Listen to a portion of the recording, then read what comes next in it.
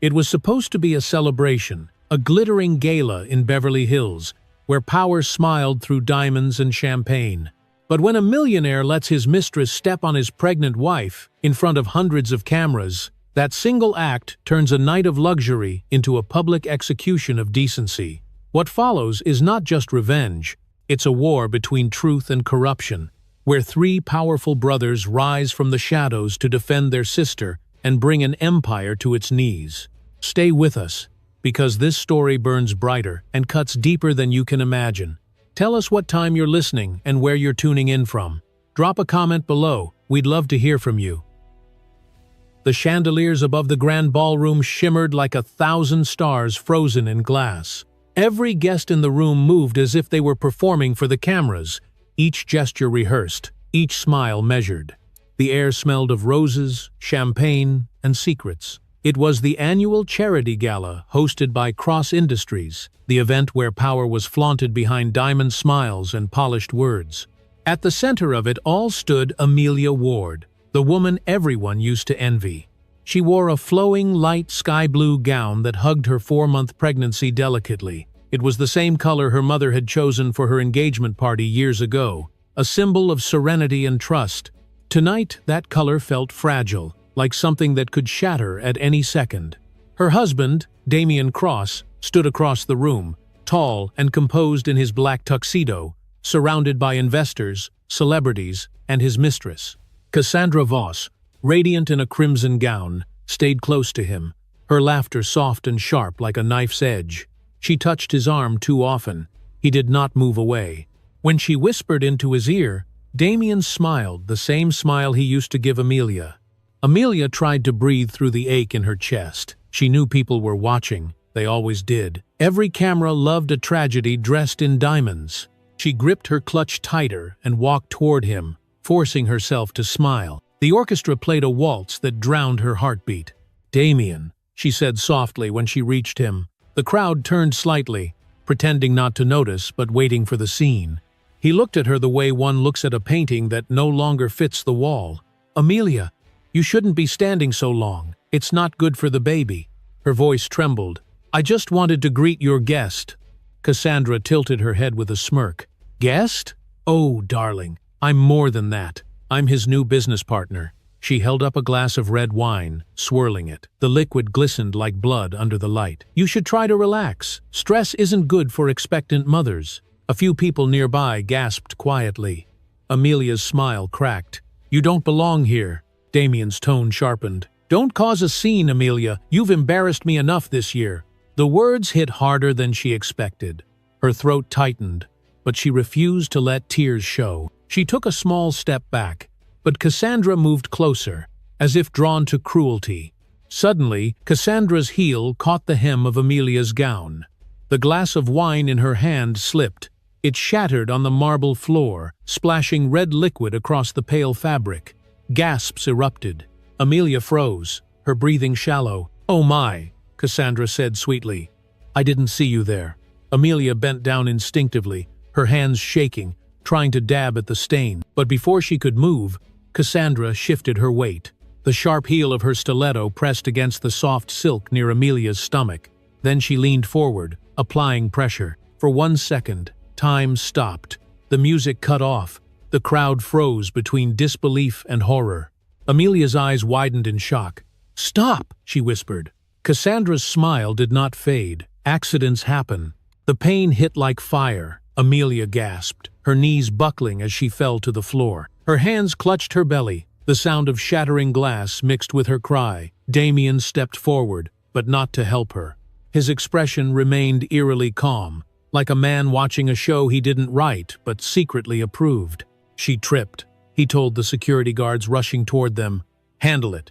"No," Amelia cried weakly. She stepped on me." The guards hesitated, uncertain. Cameras flashed. Phones recorded every second. Guests whispered, torn between pity and curiosity. Cassandra brushed her hair back, pretending to be shaken. "It was an accident. She walked right into me." Amelia tried to stand, but her vision blurred. Her blue gown, once a symbol of calm, was now stained dark red near her knees. Her legs trembled, and she could feel the cold marble against her palms. A murmur spread through the crowd like wildfire. People began to record openly now, every angle, every detail. Suddenly, a deep voice echoed from the entrance. "Enough! You!" The doors of the ballroom burst open. The light from outside cut through the haze of perfume and panic. 3 men entered, tall, commanding, and dressed in black. The room went silent as if the world itself paused. The first man, Alexander Ward, had eyes that could slice through steel. Behind him were his brothers, Nathaniel and Gabriel, both radiating a presence that demanded respect. Alexander's voice filled the room. "Turn off the music!" The orchestra stopped instantly. The only sound left was Amelia's faint breathing. Gabriel moved first.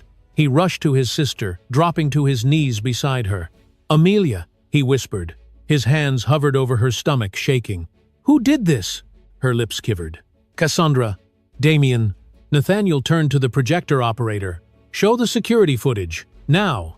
Within seconds, the LED wall lit up with the recording from the ballroom cameras. The entire room watched the moment Cassandra deliberately pressed her heel against Amelia's abdomen. The replay silenced even the most skeptical guest. Damien's jaw tightened. "This is not what it looks like." Alexander stepped toward him, his voice calm but deadly. "It looks exactly like what it is." The flash from reporters' cameras exploded like lightning. Cassandra trembled. "She's lying. It was an accident." Gabriel stood, his face pale with fury. "You call this an accident? You almost killed her." Nathaniel gestured toward the nearest guard. "Seal the exits. No one leaves until the police arrive." Damien raised his voice. "You don't have that authority." Alexander looked him straight in the eye. "Watch me." The tension in the air was electric. Guests backed away as the brothers closed ranks around their sister. Amelia, now conscious but weak, whispered, "Please, take me away from here." Gabriel lifted her carefully into his arms. The camera lights flickered across her face as they carried her out. Alexander turned to Damien one last time. His voice was low and final. "You've made your last public appearance as a man of power. From this night on, the world will know what you are." And for the first time that night, he looked afraid. The ballroom had turned into a crime scene disguised as luxury. The air smelled of spilled wine, fear, and silence. The orchestra stood frozen, their instruments lowered. The guests shifted nervously, torn between leaving and staying for the spectacle. Cameras still flashed, hungry for the next scandal to crown the morning headlines. Alexander Ward walked slowly across the marble floor, each step echoing like a verdict. His gaze scanned the crowd, then stopped at Damien Cross. The tension between them filled the space heavier than any sound. "Turn off every light except the main ones," he ordered.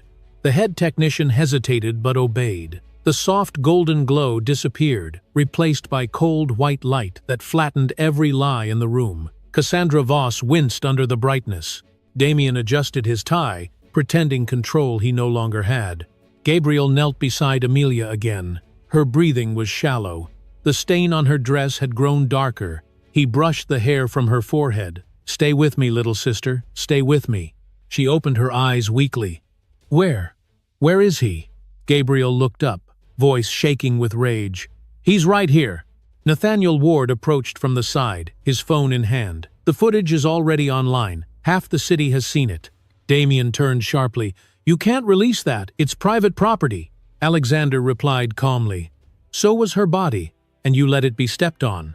The crowd gasped. Someone started clapping nervously. A single sound that died immediately under the weight of the moment. Damien's voice hardened. "You're making a mistake. This will destroy both families." Nathaniel stepped closer, his tone cutting through the air.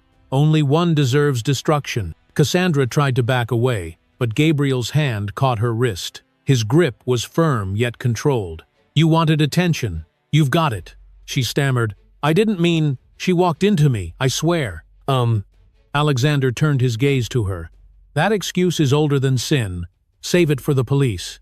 The doors at the back opened again as security entered, uncertain whom to follow. The brothers moved in sync, as if they had rehearsed this all their lives. Alexander handled the scene like a commander. Nathaniel controlled the information flow. Gabriel protected what mattered. Alexander pointed to the guards. "Nobody leaves this hall. Not a single camera goes offline." One of the guards hesitated. Sir, Mr. Cross is the host. Alexander's voice lowered, colder. He's the suspect. I'm the witness. Now do your job. The guard swallowed hard and nodded. Amelia groaned softly as Gabriel lifted her into his arms. We need a doctor, he said. Now. A woman in a silver gown stepped forward. I'm a nurse, she whispered. I'll help. Together they carried Amelia toward the exit. Each step she took left faint drops of red on the white marble, like a trail of truth no one could erase. Damien moved to follow, but Alexander blocked him. The two men stood face to face, inches apart. The difference between them was not just wealth or status. It was the difference between a man with a soul and one who had sold his. Alexander spoke softly, every word deliberate. You humiliated her in public, endangered her child, and called it an accident. You think money protects you, but tonight the world saw what it cannot unsee. Damien's lips curled into a bitter smile. You think you can scare me with reputation? I control this city. Nathaniel raised his phone higher, showing the live broadcast counter ticking past 1 million views. You did, he said. Until now. The sound of sirens grew faint outside the windows. Police cars lined the front gates. Red and blue lights flashed through the tall glass doors, reflecting across the chandeliers that still swung slightly from earlier commotion. Cassandra's legs trembled. Damien, tell them, please. It wasn't supposed to go this far.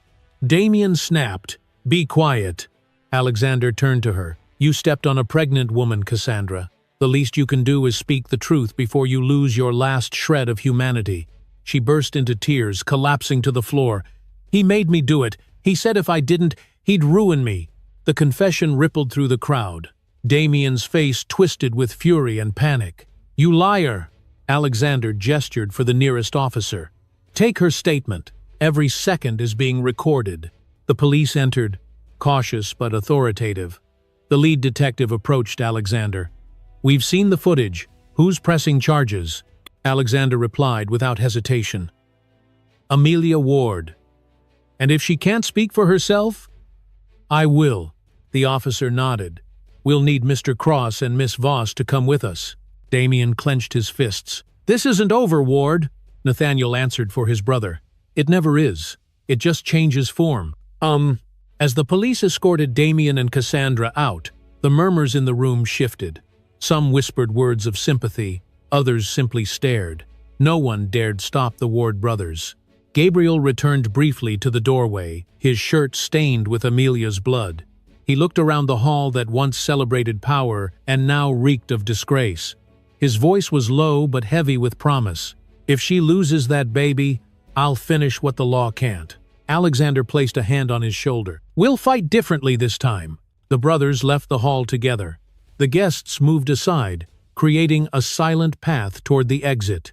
Every camera followed them, capturing the image that would dominate the world by morning. 3 men walking in unity, carrying justice through a sea of greed. Outside, the night air hit cold and clean. The flashing sirens painted their faces in alternating red and blue. Alexander opened the car door for Gabriel and Amelia, then turned back to look at the mansion behind them. Inside, Damien shouted as the officers restrained him. Cassandra's sobs echoed faintly. The chandeliers continued to glow above the wreckage, indifferent and beautiful, like stars that refused to fade. Alexander spoke quietly to Nathaniel. The war started tonight. Nathaniel nodded. Then we win it by daylight. Yeah. As their convoy pulled away, the rain began to fall, washing the blood and wine from the marble steps. The reflection of the Ward brothers' car lights disappeared into the dark, leaving behind only silence and the faint scent of roses burned by shame. The night after the gala felt longer than time itself. The city of Los Angeles woke to headlines that screamed scandal. Every newspaper, every morning show, every social media feed displayed the same image. Damien Cross standing frozen while his pregnant wife bled on the marble floor. The footage had gone viral within hours. It was not just gossip anymore, it was evidence. Inside the Ward family penthouse, the air was still.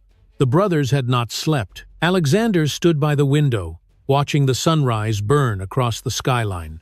Nathaniel sat at the long table with files scattered before him. Gabriel paced like a caged storm, fists clenched, waiting for something to destroy. The video has been verified, Nathaniel said quietly. No one can bury it now. Damien's lawyer tried, but the footage is already mirrored everywhere. Alexander's reflection in the glass looked cold, carved in stone. Then it's time the city learns what justice feels like. Gabriel slammed his fist against the wall. Justice? You think that word means anything to them? They almost killed her. She's alive, Alexander said.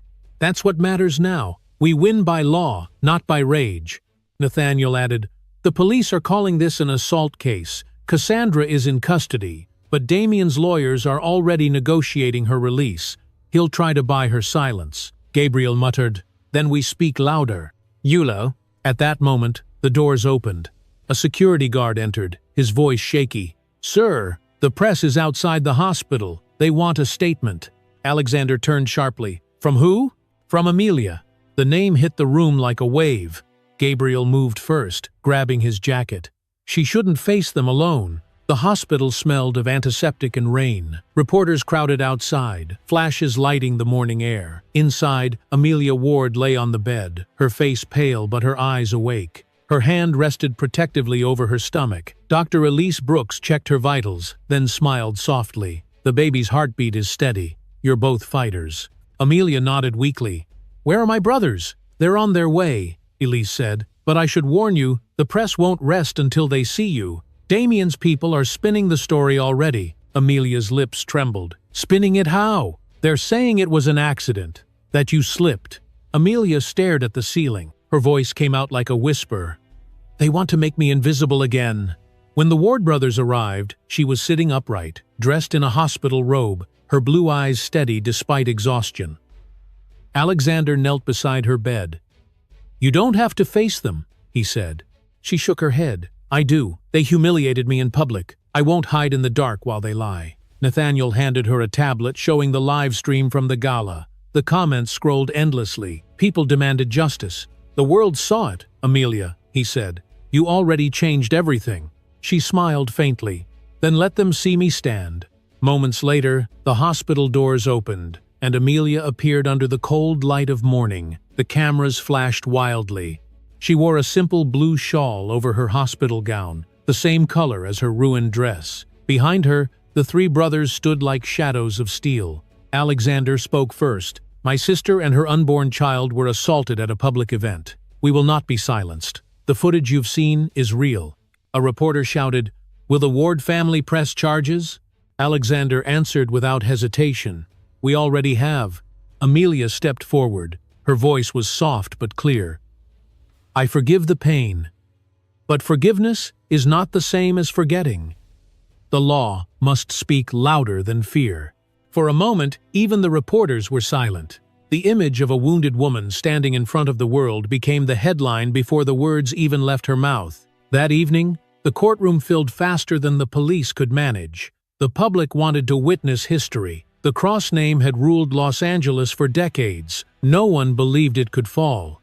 Damien entered wearing a black suit, his face expressionless. Cassandra was brought in separately, her wrists in handcuffs. The flash from cameras made the marble walls glow. Amelia sat quietly beside her brothers. She avoided looking at Damien, but he could not look away. The judge called for order. The court will review the evidence of assault. This hearing will determine whether the charges proceed to criminal trial. Nathaniel whispered to Alexander, We're ready.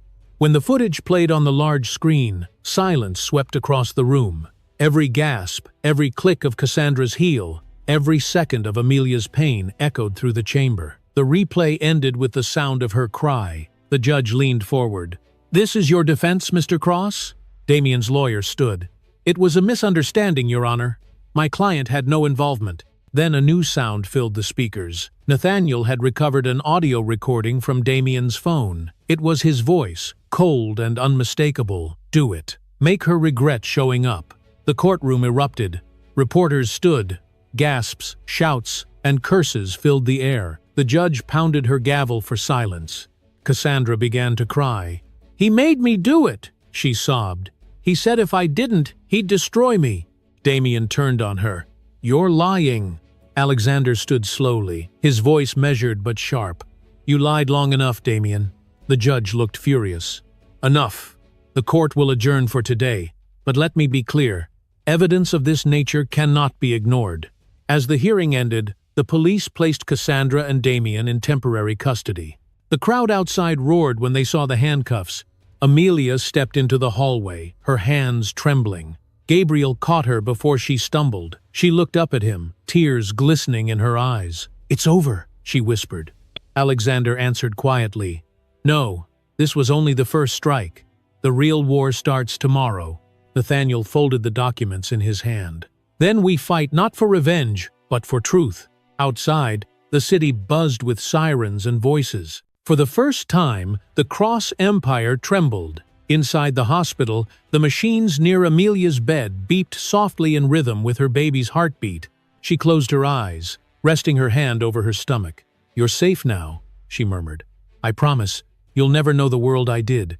The camera lights from outside the window flickered like stars. Somewhere in the distance, thunder rolled. The night had been long, but justice had finally spoken. The rain had not stopped since the night of the hearing. Los Angeles looked drowned beneath gray clouds, every street washed in cold light. The flashing red and blue of patrol cars reflected off puddles near the gates of Street Helena Hospital. Reporters huddled under umbrellas, their cameras pointed at the glass doors that led to the emergency ward. Behind those doors, the most powerful family in the city waited for one fragile heartbeat to keep going. Inside, the air smelled of antiseptic and fear. Machines beeped in steady rhythm. The sound was the only proof that Amelia Ward and her unborn child were still alive. Dr. Elise Brooks leaned over the bed, her voice calm but firm. "Her blood pressure is stabilizing. The baby's heart is still weak, but steady. She needs rest and silence." Amelia's face was pale against the white pillow. Her fingers twitched, reaching for something that wasn't there. Her lips moved slightly, a whisper escaping between breaths. "Don't let them take my baby." Elise took her hand. "No one will, I promise." Outside the room, the three Ward brothers stood in silence. Alexander, the eldest, watched through the glass window, his expression unreadable. Nathaniel, sleeves rolled up, was on his phone, coordinating with legal teams and investigators. Gabriel, restless and furious, paced the hallway like a soldier waiting for orders. Nathaniel hung up. Damien's been released on bail. His father pulled strings through the state prosecutor's office. Gabriel turned sharply. "What? He tried to kill her. They let him walk out?" Alexander's voice was quiet but heavy. "Not for long. The world is watching now. One mistake, and he'll bury himself." Gabriel's fists clenched. "Then I'll help him dig the hole." Alexander grabbed his shoulder. "You'll do nothing without reason. We fight with precision, not chaos." Nathaniel opened a laptop on the small table. "I started tracing Richard Cross's offshore accounts. There's something called Silver Echo Holdings. It's not listed under Cross Industries, but the trail leads straight to his private foundation." Alexander frowned. "Rough estimate? Hundreds of shell companies, money laundering, illegal contracts, possibly weapon trading," Nathaniel said. "All of it hidden behind charities. If we expose that, the Cross family won't survive." "No." Gabriel stepped closer. "Then let's do it tonight." Alexander shook his head. "Not yet. First, we make sure she's safe." At that moment, a nurse rushed down the hall, panic in her eyes. "Mr. Ward, someone tried to access your sister's medical file from an external network. We traced the IP address to Cross Industries." Nathaniel froze. "They're watching her. They know she's here." Alexander's tone dropped. "Lock the system. Disconnect every external line. Call hospital security. No one in or out without our clearance." The nurse nodded and ran. Inside the room, Amelia stirred again. Elise adjusted her IV and leaned close. "You're safe, Amelia. Your brothers are here." Amelia's eyes opened slowly. Her voice was fragile but clear. "He won't stop, Elise. Richard Cross won't stop until I'm gone." Elise hesitated, then whispered, "Then he'll have to go through them first." Hours passed. The storm outside grew heavier, rain drumming against the windows like a warning. The brothers gathered in the waiting room, maps and documents spread across the table. Screens glowed with satellite feeds and financial data. Nathaniel traced red lines between bank accounts. Every wire transfer leads to a shadow company. Silver Echo is the main artery. If we can find its real owner, we can end Richard's power. Alexander leaned over his shoulder. "Find proof. We'll take it to the federal court. Gabriel stood near the window, watching the rain. Proof won't matter if she dies first. The words hung in the air like thunder. Alexander looked at him, then away. His voice softened. She won't. In that moment, Amelia whispered from her hospital bed, her mind half awake, half dreaming. The world blurred around her, and she felt her heartbeat sync with her child's. For a fleeting second, she was not afraid of death. The only fear left inside her was losing the life she carried. Tears rolled down her cheeks as she whispered into the empty room, "If I have to trade my life for yours, I will." The monitor beeped steadily, as if answering her. Back in the hallway, Gabriel's phone buzzed. He answered. A distorted voice came through, male, confident, cold. "Tell Alexander that wars don't end with courtrooms." Gabriel's blood froze. "Who is this?" "Someone who's been cleaning your mess. Tell your sister she won't live to testify." The call cut. Gabriel turned to his brothers. "Richard, he just threatened her." Nathaniel checked the security feed. 2 cars just stopped by the loading bay. No ID plates. Alexander's tone sharpened. "Hospital lockdown now." He pressed the intercom button on the wall. "Code red. Secure all floors." Sirens echoed through the building. Nurses rushed patients back into rooms. The lights flickered as emergency generators activated. In Amelia's room, Elise heard the alarm and looked up sharply. She moved to the window. "What's happening?" The hallway lights dimmed. Outside, shadows moved between flashes of lightning. Then came the sound of footsteps, heavy, synchronized. Gabriel pulled his gun from his holster and ran toward the corridor. "They're here." Alexander barked orders into his phone. "Lock the south exit." "Nathaniel, keep eyes on the cameras." Nathaniel's fingers flew across the keyboard. They cut the feed. Someone inside helped them. Elise positioned herself between Amelia and the door. Her voice trembled but stayed firm. "You're not taking her." The door handle rattled. "Open up," a voice commanded from the other side. Amelia struggled to sit up. "Elise, don't."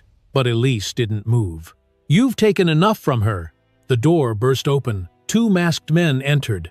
Elise fired the gun she had hidden in her coat pocket. One man fell, the other shot back. The sound was deafening. Elise collapsed beside the bed, her hand reaching for Amelia's.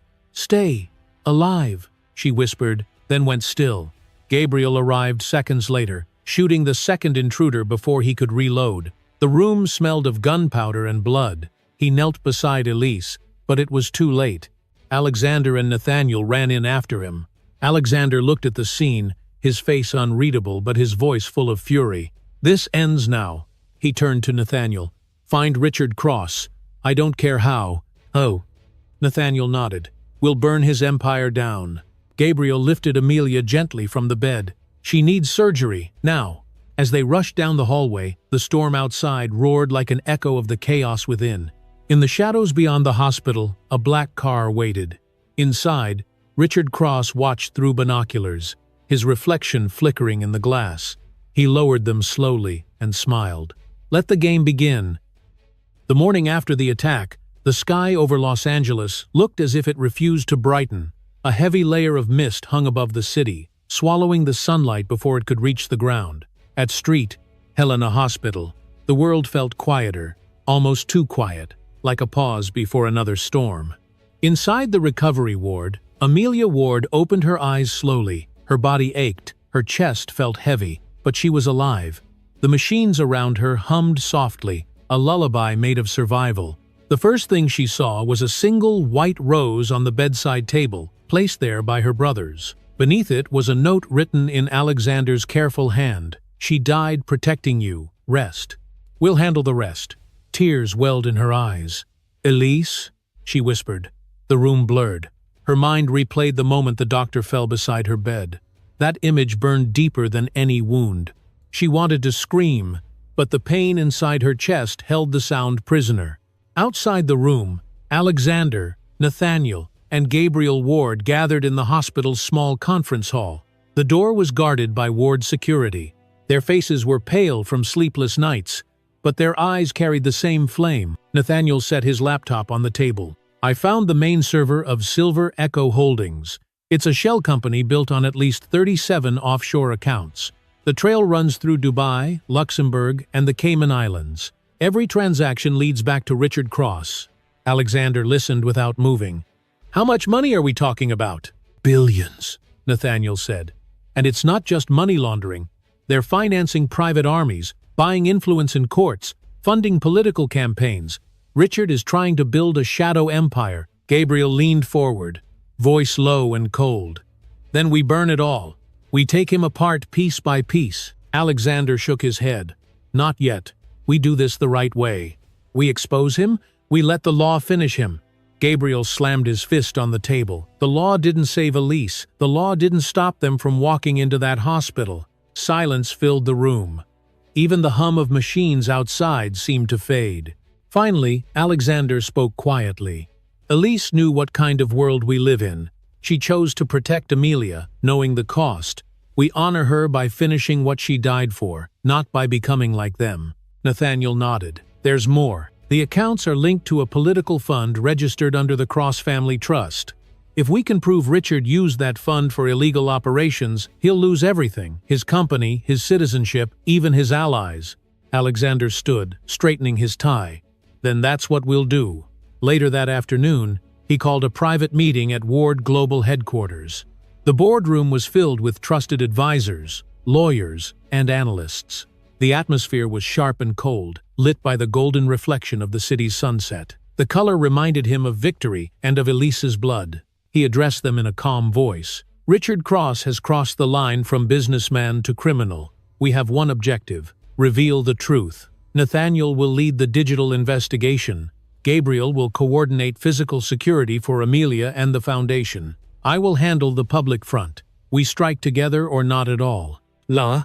The team nodded, their faces reflecting the gravity of his tone. Meanwhile, in a dark mansion overlooking the hills, Richard Cross stood before a large screen displaying news reports about the hospital shooting. His face remained unreadable. Beside him, Damian Cross, bandaged and bruised, watched silently. Your brother's men are everywhere, Damian muttered.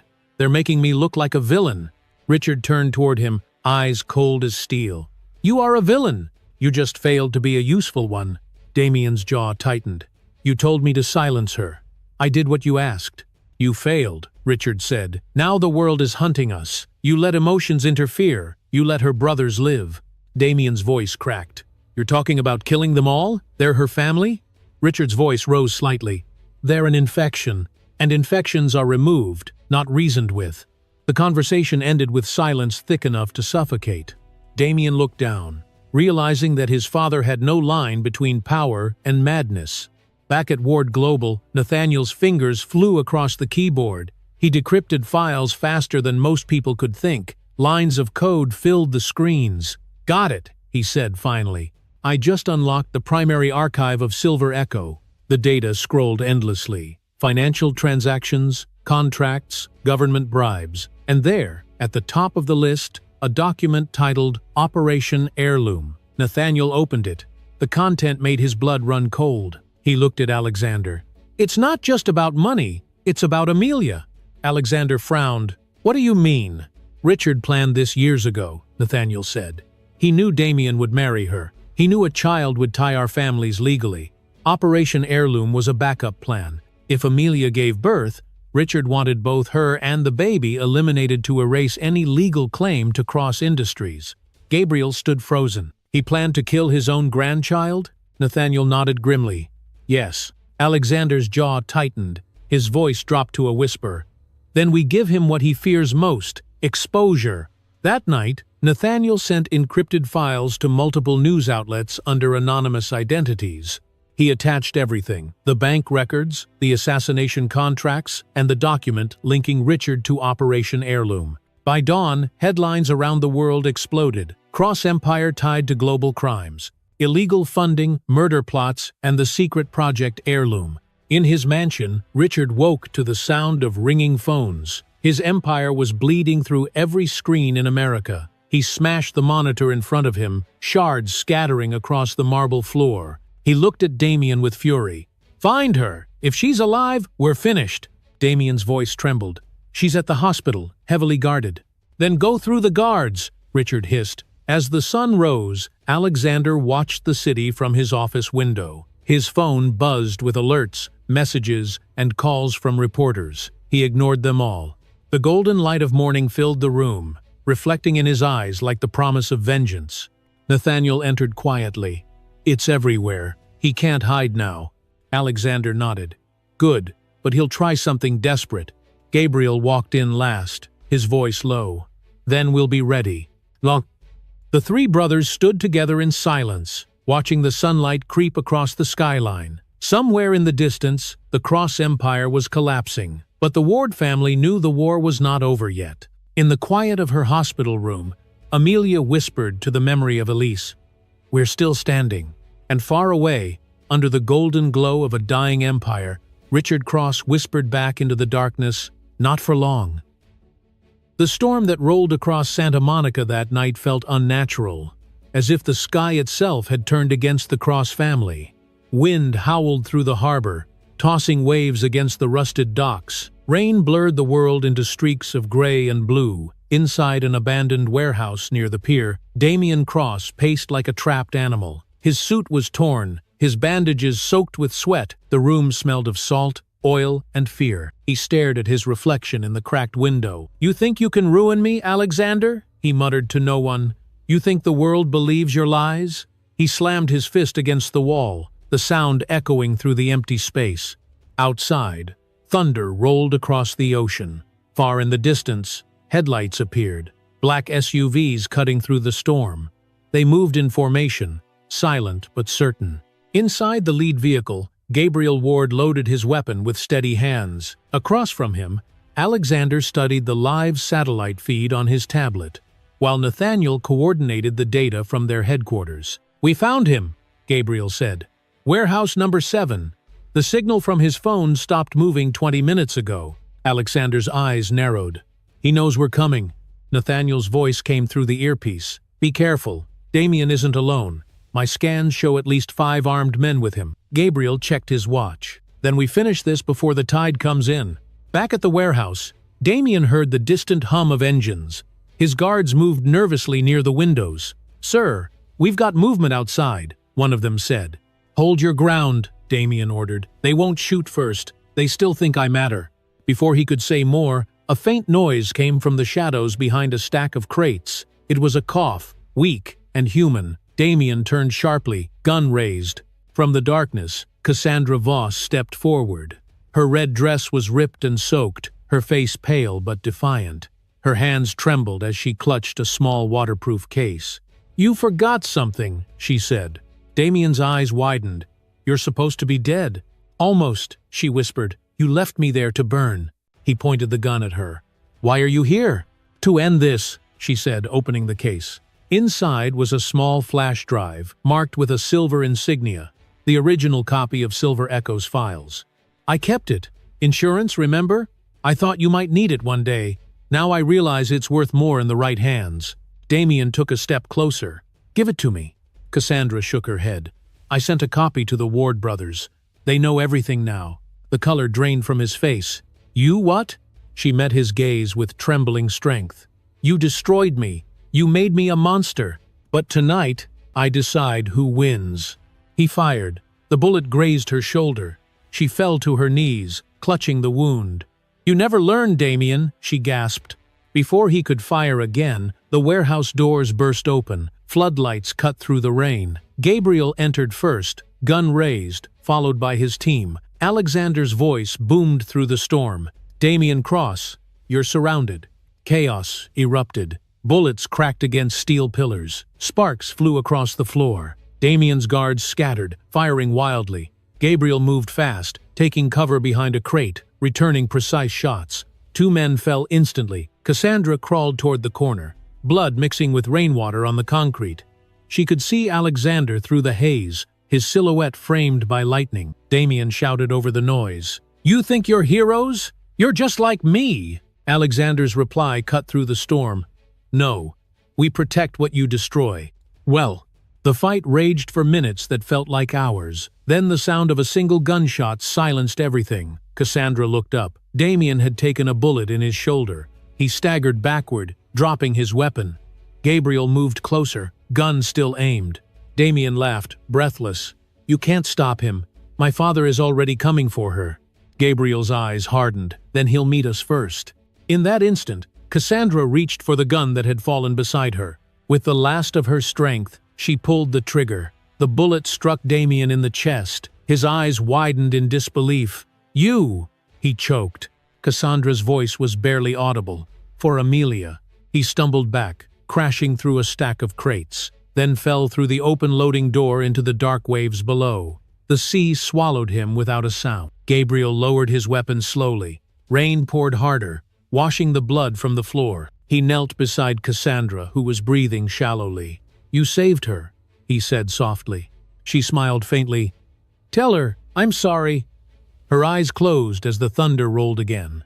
Alexander approached, standing beside Gabriel. For a moment, neither spoke. The storm seemed to quiet itself around them. Nathaniel's voice crackled through the radio. "Is it over?" Alexander answered. "For him, yes. But his father is still out there." Nathaniel hesitated. "Then brace yourself. Richard's private jet just left his estate. Destination, Los Angeles." Alexander looked out at the dark horizon. "He's coming for the hospital." Gabriel clenched his fists. "He won't touch her." The brothers stepped outside. The ocean crashed against the pier, furious and endless. Sirens wailed in the distance, growing closer. Gabriel turned to his men. "Retrieve Cassandra's body. She deserved peace." As they walked toward the cars, Alexander spoke quietly. "Nathaniel, lock down Street Helena. Double the guards. No one gets near Amelia." "Already done," came the reply. The brothers climbed into the SUV. Gabriel looked back once more at the burning warehouse, the flames reflecting on the wet ground. It was the end of one monster and the beginning of another.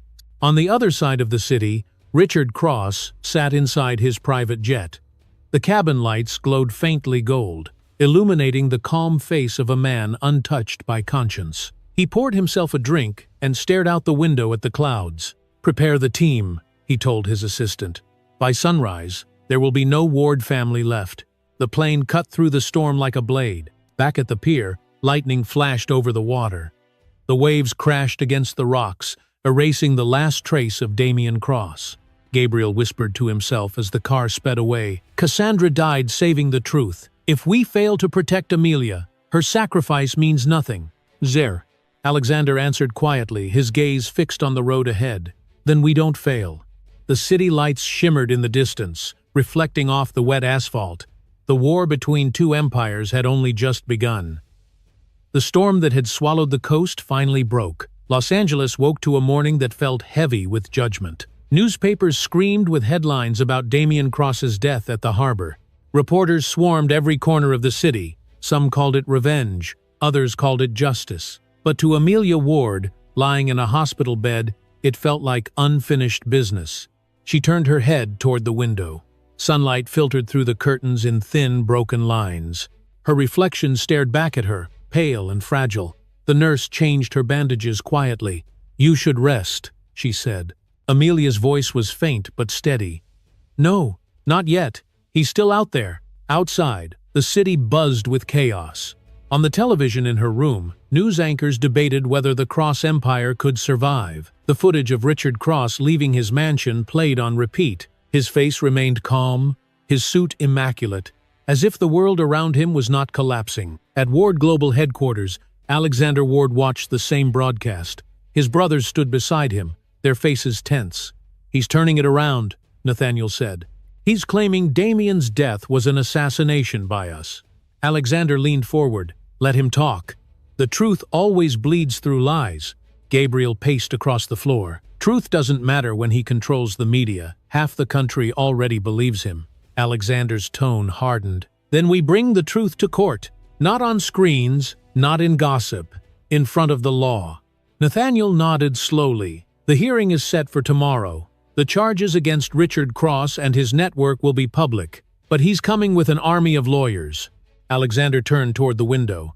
The city glowed under the morning light, unaware of the war about to unfold. "Then we come with something stronger, evidence and conscience." The next day, the courthouse in downtown Los Angeles looked like a battlefield dressed in marble. Cameras lined the steps. Microphones pointed at every breath. Protesters held signs that read "Justice for Amelia" and "No one above the law." Inside the courtroom, the tension was thick enough to choke. Reporters filled the benches. The air buzzed with the hum of live broadcasting equipment. Amelia Ward entered slowly, guided by Gabriel. Her light blue dress shimmered softly under the fluorescent lights. The audience fell silent. Even the journalists stopped typing. Behind her walked Alexander and Nathaniel, calm and composed, their presence like a wall of resolve. Across the room, Richard Cross sat at the defense table, surrounded by a dozen attorneys. He looked untouched by grief or guilt. His hands were clasped neatly, his gold cufflinks glinting under the light. When his eyes met Amelia's, there was no apology, only arrogance. The judge entered. Court is now in session. Alexander leaned close to his sister. "You don't have to speak." Amelia whispered back, "Yes, I do." The prosecution began by presenting the evidence, financial records, encrypted files from Silver Echo Holdings, and video footage from the hospital attack. Every piece pointed to Richard Cross's involvement. Each image of blood and fire painted the same picture: power corrupted beyond redemption. Then came the defense. Richard's lawyer, a tall man with a voice like smoke, began to twist the narrative. The Ward family has manipulated the media. Damian Cross's death was not justice, it was murder. The room stirred. Reporters whispered among themselves. The lawyer continued, "My client's son was killed by a group of vigilantes seeking profit from scandal. The so-called evidence against Richard Cross was fabricated. There is no proof he ordered any attack." Nathaniel exchanged a look with Alexander. "It's starting," he murmured. Amelia stood. Her voice was soft but cut through the noise. "You want proof? I am the proof." All eyes turned toward her. She walked to the witness stand. Her steps were slow but sure. The courtroom grew still. The lawyer smirked. "Mrs. Ward, you've been through trauma. Are you sure your memory is reliable?" Amelia met his gaze. "I remember every detail. The sound of his voice when he ordered my death, the men he sent, the blood on Elise Brooks's hands when she died saving me. That is what I remember." She turned her eyes toward Richard. "You destroyed your own family. You made monsters of your sons, but you will not make me a victim again." For the first time, Richard's expression changed. The mask cracked. He shifted in his seat, his jaw tightening. Alexander nodded to Nathaniel. "Play the audio." The courtroom speakers came alive with a familiar voice, Cassandra Voss. Her recording, retrieved from the flash drive before she died, echoed through the chamber. Damian said his father wanted her gone. He said the baby was a threat. He said Richard would handle everything. The room exploded in noise. Reporters typed furiously. Cameras flashed. Richard slammed his hand on the table. "That recording is fake." The judge raised her gavel. "Order." Amelia faced him again. "Even now, you think you can rewrite the truth, but your lies die here." Silence filled the courtroom. Finally, the judge spoke. "The court will recess until tomorrow, but let it be noted that new evidence has been submitted. This trial will proceed under federal supervision." Outside, chaos awaited. Protesters cheered for Amelia. Reporters shouted questions. Alexander shielded her with his arm as they walked down the courthouse steps. Gabriel whispered, "He won't accept defeat, he'll strike again." Alexander nodded. "Let him, we're ready." That night, the brothers gathered at Ward Manor. The city below glittered under the lights, but the mood inside was grim. Nathaniel worked through files, Alexander reviewed security footage, and Gabriel stared at the fire burning in the hearth. "He'll go after the hospital again," Gabriel said. "He knows that's where she feels safe." Alexander looked at him. "Then we turn that hospital into a fortress." Nathaniel's laptop beeped. He frowned. "I just intercepted a message from Richard's private line. He's moving tonight." Alexander rose. "Where?" Nathaniel hesitated. "Street Helena." The room went silent. Gabriel grabbed his gun. "Then we move now." Alexander's eyes darkened. "No one touches her again. Not while we breathe." Outside, lightning split the sky. The rain began to fall once more, painting the city in streaks of silver and sorrow. The war for justice was not over. It had only changed battleground. The night descended over Los Angeles with an eerie calm. Clouds swallowed the moon. The streets glistened from the earlier rain, reflecting the blue glow of police lights scattered across the city. At Street Helena Hospital, security guards patrolled every hallway, every door locked and reinforced. Yet inside the quiet walls, something darker was moving closer. In her room on the top floor, Amelia Ward sat by the window, gazing at the storm clouds gathering again. Her body still felt weak, but her mind was sharp. The faint rhythm of her child's heartbeat echoed through the monitor beside her. It was the only sound that mattered. Dr. Elise Brooks was gone, but Amelia felt her presence like a guardian spirit whispering strength into her veins. A soft knock came at the door. Gabriel Ward stepped in, his black coat dripping rain. The building is secured. Nathaniel has the surveillance running. Alexander's outside coordinating with the police. You're safe. Yo. Amelia smiled faintly. You always say that before everything falls apart. Gabriel sat beside her. Exhaustion etched into his face. Not tonight. Not while I'm breathing. They sat in silence for a moment, the storm outside rumbling like a warning. Then Gabriel's phone buzzed. He glanced at the screen, and his expression changed. Power fluctuations on the lower floors. Nathaniel says the backup system is being tampered with. Before Amelia could respond, the lights flickered. The monitors blinked. The power went out. The emergency lights came on, bathing the room in a dim red glow. Stay here, Gabriel said, standing quickly. Lock the door after me. He stepped into the hallway, gun drawn. The air felt heavier, colder. Down the corridor, he could hear faint footsteps. He moved carefully, every sense alert. Behind him, Amelia whispered a prayer she had not spoken since childhood. At the hospital's security office, Nathaniel Ward was surrounded by screens. Static filled half of them. He typed rapidly, overriding protocols. Someone's inside the grid, he said into the radio. They're disabling security cameras one by one. Whoever they are, they knew exactly where to strike. Outside, Alexander Ward stood by the police vehicles, rain pouring over his shoulders. Officers scrambled as reports came in of armed men entering through the maintenance tunnels. He turned to the chief. Get your men inside. Lock every exit. The chief hesitated. We don't know how many there are. Alexander's voice was cold.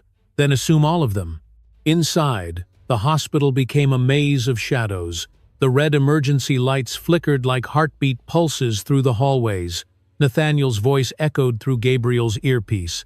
Multiple intruders on level 3. They're moving toward Amelia's room. Gabriel ran. His boots splashed through puddles of rainwater dripping from the ceiling. He turned a corner just as the first gunshot exploded. Glass shattered. Alarms wailed, and chaos erupted. He fired back, dropping one of the masked men instantly.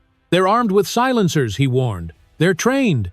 Meanwhile, in her room, Amelia pressed her hand to her belly. The baby kicked weakly, as if sensing danger. The faint whir of the monitor steadied her trembling heart. She heard gunfire echo through the corridors, muffled but unmistakable. Then came footsteps. The door handle turned. She grabbed the nearest object, a metal IV pole, and raised it. The door burst open. A man in black entered, gun drawn. Before he could aim, Amelia swung the pole with every ounce of strength she had left. It hit his arm, and the gun fired into the wall. The man growled, recovering quickly. But before he could shoot again, Gabriel appeared in the doorway. His first bullet hit the intruder in the shoulder. The second ended it.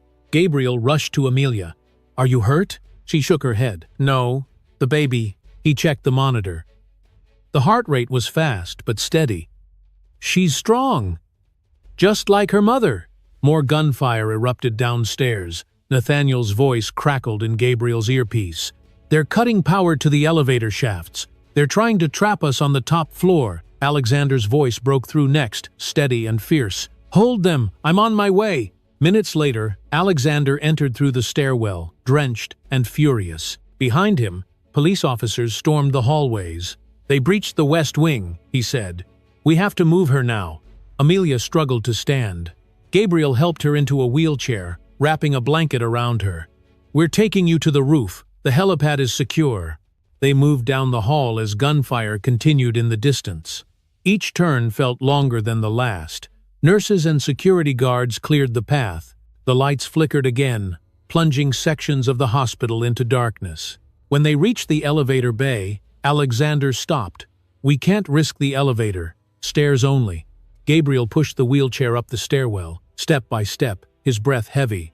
Amelia's hands clutched the armrests, her eyes wide with fear and determination.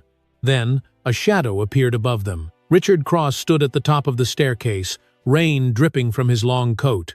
He held a gun, his expression calm and merciless. "End of the line," he said. Alexander stepped forward, gun raised. "It ends with you, Richard." Richard smiled. "You think killing me changes anything? I built this city. I built all of you." Gabriel kept pushing Amelia behind Alexander. "Keep him talking," he whispered. Alexander's voice was sharp. "You built nothing but graves." Richard's smile faded. He fired. The bullet grazed Alexander's arm, but he didn't flinch. Gabriel fired back, forcing Richard to retreat toward the roof door. The two men burst through it, rain slamming into their faces. The rooftop lights flickered. The helicopter waited on the far side, blades spinning. Amelia gripped the wheelchair, forcing herself to stand despite the pain. Gabriel helped her forward. Richard turned to face them again, gun shaking in his hand. "You think you've won?" he shouted over the roar of the storm. Amelia took a step toward him. Her voice trembled but was steady. "You lost the moment you tried to destroy what you couldn't control." "No." He aimed the gun at her, but Alexander appeared from behind and fired first. The shot hit Richard's shoulder. He stumbled backward, slipping on the wet concrete. For a moment, his eyes met Amelia's. Then he fell, disappearing into the rain-soaked darkness below. The sound of the helicopter filled the air. Gabriel helped Amelia climb aboard. Nathaniel's voice came through the headset. "The building's clear. He's gone." Amelia leaned against the seat, tears mixing with rain. Her body shook as the helicopter lifted off, rising through the storm clouds. Alexander sat beside her, his arm bleeding but his expression calm. Gabriel looked down through the window at the glowing city below. "It's over," he said quietly. Alexander answered without looking away. "For him, yes, but for her, it's just beginning." Amelia placed a hand on her stomach. The baby's heartbeat pulsed beneath her palm, strong and steady. "We're still here," she whispered. Outside, the storm broke open, letting the first pale light of dawn touch the sky. A week after the siege at Street Helena, the city of Los Angeles looked different. The sky seemed clearer, the air quieter, as if the storm had carried away something heavy. Yet inside the towering buildings of the Cross Empire, silence meant something else. It meant defeat. The front pages of every newspaper told the same story. Cross Empire collapses amid scandal and death. Ward family declares victory for justice. Across television networks, reporters detailed the rise and fall of Richard Cross and his dynasty. The footage of the rooftop confrontation looped endlessly, the image of his body falling into the night replayed until it felt like an echo carved into history. In a quiet hospital room, Amelia Ward sat near the window, holding her newborn daughter. The baby's small fingers curled around hers, warm and alive. The sunlight filtered through the curtain, painting both of them in a soft, golden glow. For the first time in months, Amelia felt peace. The door opened. Alexander, Nathaniel, and Gabriel Ward entered quietly. They stood for a moment, watching her. None of them spoke. The sight of her alive, holding the child who had survived every fire and storm, was enough. Alexander stepped forward first. "She's beautiful," Amelia smiled. "Her name is Grace." Nathaniel tilted his head, eyes softening. "After what she gave us." Amelia nodded. "Grace is what saved us all." For a long time, none of them spoke. The sound of the baby's breathing filled the silence. Outside the window, helicopters passed in the distance, carrying reporters to what was left of the Cross estate. Nathaniel broke the silence. "The federal investigation is done. The court officially dissolved every Cross account. The properties, the offshore holdings, everything tied to Silver Echo, they're gone." Alexander's tone was calm but resolute. "The empire is dead, but the world needs to see what comes after it." Gabriel stood near the door, his hands resting on the back of a chair. "And what comes after it?" Alexander looked at Amelia. "This. Life. That's what he tried to kill." Later that day, they drove to the federal courthouse for the final hearing. The media surrounded the building, hundreds of cameras flashing, voices shouting questions. Amelia wore a simple white dress, her hair tied back. She looked fragile but radiant, carrying her child in her arms. Her brothers walked beside her, forming a living wall of protection. Inside the courtroom, the tension was heavy. The judge reviewed the final documentation of Richard Cross's empire: illegal accounts, recorded orders, and the testimony of witnesses who had once served him. Damien's name appeared repeatedly, but it was Richard's signature that sealed every crime. The judge's voice carried through the chamber. The state of California recognizes the full dissolution of Cross Industries and all related holdings. The assets will be redirected to restitution funds for victims of corporate exploitation. A murmur spread across the room. Reporters scribbled furiously. Cameras clicked like heartbeats. Amelia held Grace closer. The child stirred but did not cry. The judge continued. To Mrs. Amelia Ward and her family, this court acknowledges your courage and perseverance.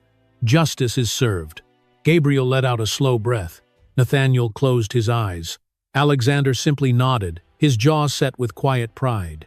Outside, the sun broke through the clouds, lighting the marble steps of the courthouse. Reporters shouted questions, flashes burst like tiny explosions, but the Ward family moved through the chaos in calm silence. The war was over. That evening, Alexander called a press conference at Ward Global headquarters. The large glass atrium glowed under the setting. Sunday reporters gathered in rows, their cameras ready. Behind Alexander, the Ward brothers stood side by side, with Amelia seated in front holding Grace. Alexander began to speak. His voice carried the weight of every sleepless night. The Ward family did not seek revenge. We sought balance. The fall of the Cross Empire is not a victory for us, but a reminder to the world that power without conscience destroys everything it touches. He paused, letting the words settle. From the ashes of this tragedy, we are building something new. A foundation for those who have no voice. We call it the Grace Foundation. The screen behind him lit up, displaying the logo, a silver dove rising from a field of light blue. The crowd erupted in applause. Cameras flashed. Amelia stood slowly. Her voice trembled but was steady. This foundation is not just for me. It is for every woman who has been silenced, every child who has been hurt, every person who thought justice was out of reach. We rise from pain not to forget it, but to turn it into hope. The audience stood. Even the reporters lowered their cameras for a moment, listening. That night, as the city lights shimmered across the skyline, the cross name was removed from every building it once owned. Workers replaced each sign with the silver emblem of the Grace Foundation. The city that had once bowed to power now bowed to compassion. In his office, Alexander watched the live broadcast. Nathaniel entered quietly, holding 2 glasses of champagne. It's done. The last contract is signed. Alexander accepted a glass. Then it's over. Nathaniel shook his head gently. It's never over. We just change the way we fight. Gabriel entered, his expression softer than usual. She asked for us. Go. They went together to the hospital's terrace, where Amelia sat wrapped in a blanket, Grace asleep in her arms. The night air was cool, carrying the scent of rain and jasmine. Alexander looked out over the city. It's strange. I thought victory would feel louder. Amelia smiled faintly. Maybe peace is supposed to be quiet. Gabriel leaned against the railing. If we had come earlier that night, his voice broke slightly. Maybe she wouldn't have suffered so much. No. Amelia reached out, touching his hand. If you had come earlier, I wouldn't have found my strength. Everything happened the way it needed to. The brothers fell silent. The wind rustled softly through the trees below. Nathaniel looked at the horizon. The city will remember this night, the empire that fell, and the life that rose. Amelia held Grace close and whispered, Out of pain, we rise. Below them, the lights of Los Angeles shimmered like stars reborn. The Cross Empire was gone. In its place stood something fragile, yet unbreakable. The last night of darkness had passed. Morning waited beyond the glass sky.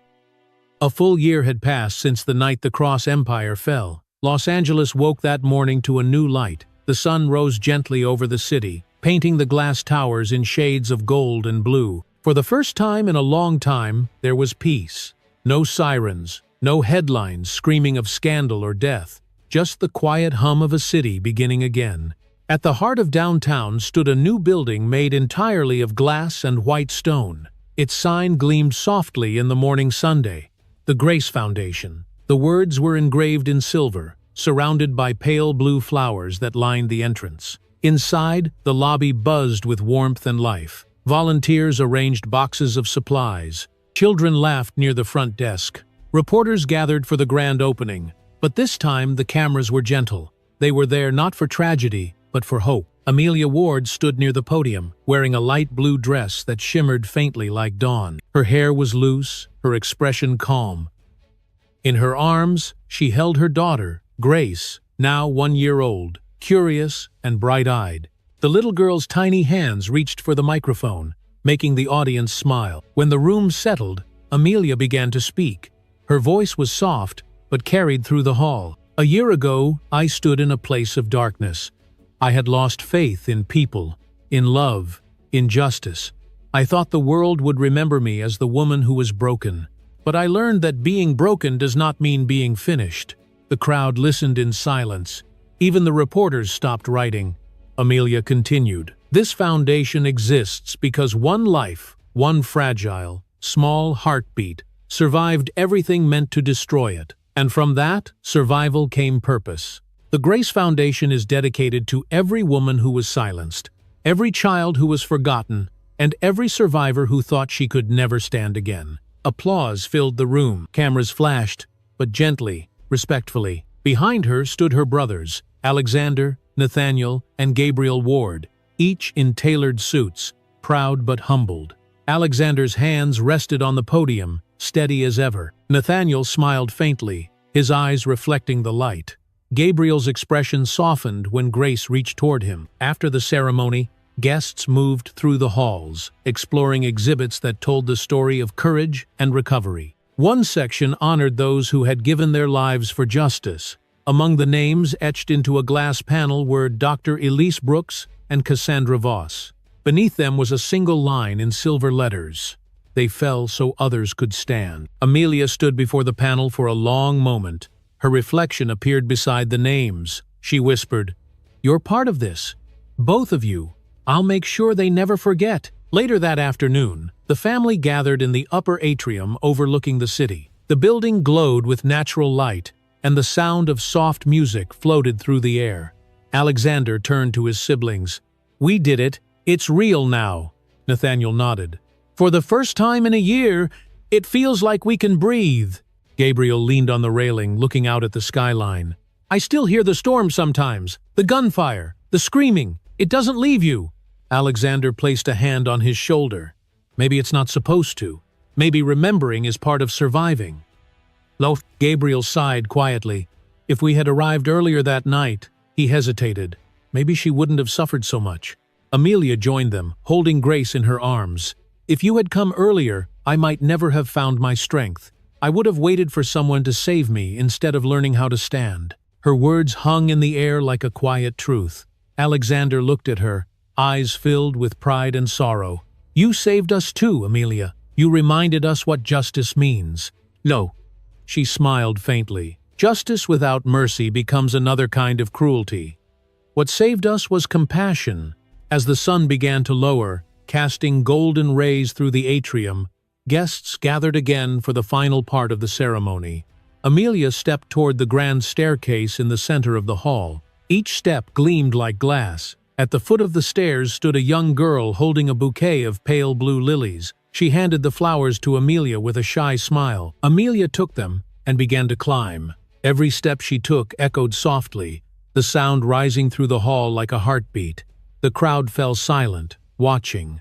When she reached the 5th step, she stopped. That was where her life had once shattered. That was where she had fallen. She knelt down and placed the bouquet gently on the step. Her voice was low but clear. "This is where I fell. And this is where I rise." The entire hall rose to their feet in applause. Tears filled many eyes. Even the reporters lowered their cameras, unable to interrupt the moment. At the top of the stairs, Amelia turned to face the crowd. Grace rested against her shoulder, calm and peaceful. "No empire lasts forever, but kindness does. Let this place remind us that power means nothing without empathy, and pain means nothing if it cannot teach us how to love again." Applause thundered again, echoing through the glass walls. That evening, as twilight settled over the city, Amelia walked through the rooftop garden of the foundation building. The skyline stretched before her, glittering under the first stars. Grace slept soundly in her arms. The soft hum of life below reached her ears like a song. Alexander joined her, followed by Nathaniel and Gabriel. They stood quietly for a moment, watching the horizon. "It's beautiful," Nathaniel said. Amelia nodded. "It's home." Alexander looked at her. "What will you tell her when she's old enough to ask about all of this?" Amelia smiled gently. "I'll tell her that she was born from courage, that her heartbeat was the sound that kept me alive, and that every time the world felt cruel, I looked at her and remembered why love is stronger than fear." The wind carried her words into the night. They stayed there together, 4 silhouettes against the skyline, their shadows long and peaceful. Below them, the sign of the Grace Foundation glowed softly in silver and blue. The words on the entrance read, "Out of pain, we rise." Amelia looked down at her daughter one last time before turning to her brothers. "We made it," she whispered. Alexander smiled. "You did." As the city lights shimmered below and the first light of dawn began to rise again, the world felt whole. The darkness had ended, and in its place, the survivors stood in the quiet glory of a new beginning.